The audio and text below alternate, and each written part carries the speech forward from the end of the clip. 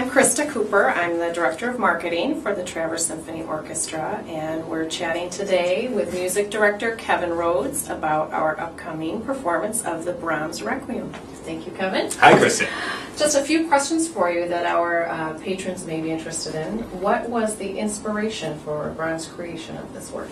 Well, we don't know exactly, but we do know that there were several deaths that were important to Brahms, I suppose if I can say that, that occurred during the time that the genesis of this work came to be.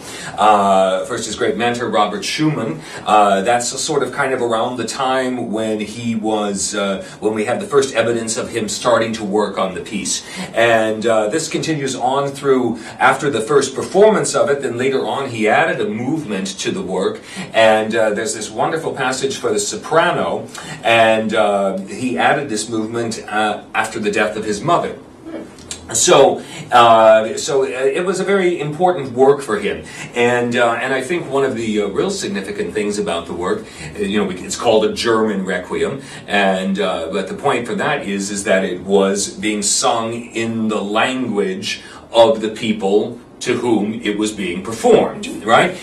So in other words, it wasn't sung in Latin, as most requiems would be. It's actually the only requiem I can think of that is in a language other than Latin, right?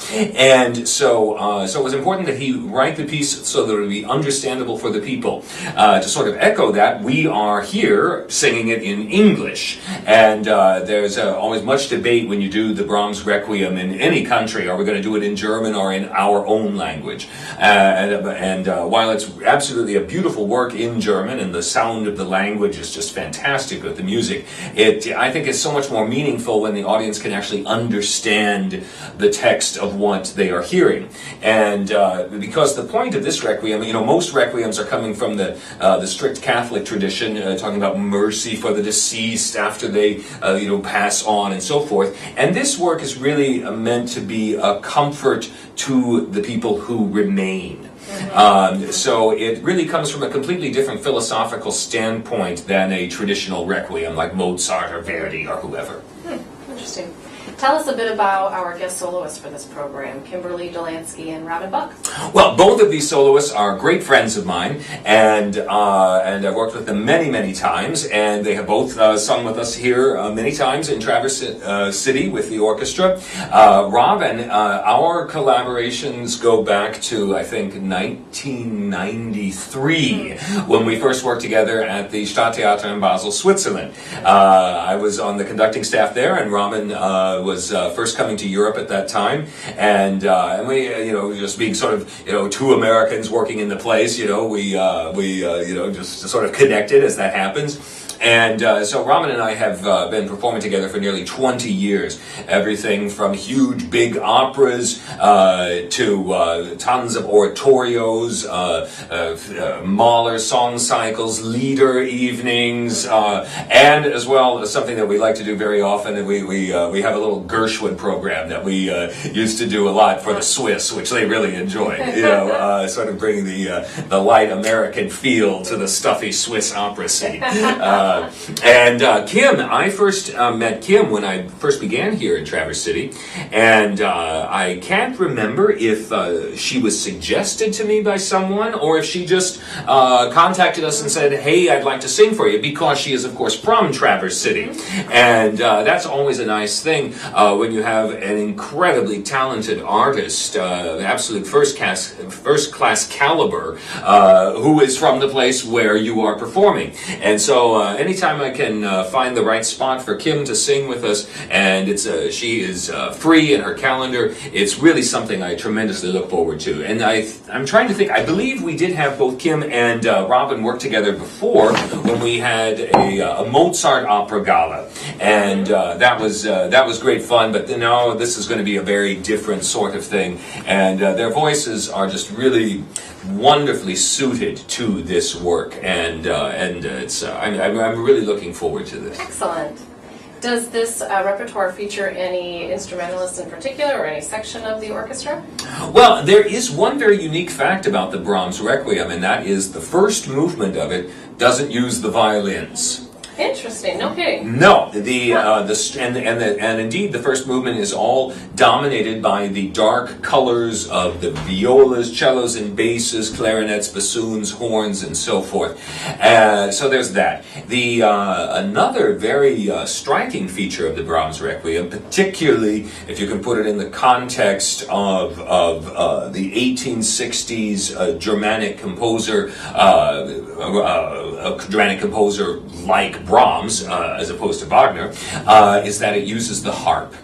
And I think, of course, the symbolism with harps in heaven. That's an image which has been with us, of course, for centuries. And undeniably, I suppose it's a matter of the fact that you're listening to this piece and you are in the somewhat familiar, comfortable world of a dark Brahms German sort of sound, where a harp is completely out of place in a way, and then when the harp enters with these wonderful arpeggios that literally just float up to heaven, it really has an incredibly magical effect because it is so unexpected, and just even if you don't know that's why it's unexpected, you feel it unexpectedly somehow. Beautiful.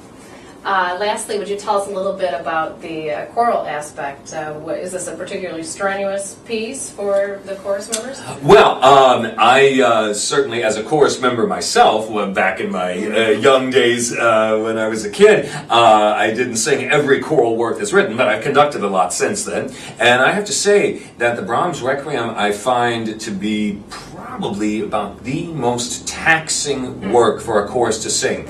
And one of the, of course, the Verdi Requiem is a big piece and lots of sort of yelly singing and whatever, but the Verdi Requiem has huge, long stretches where it is only the quartet of soloists, or two of them doing a duet, or one doing an aria, or whatever. And so they have big breaks in between when they have to really give it.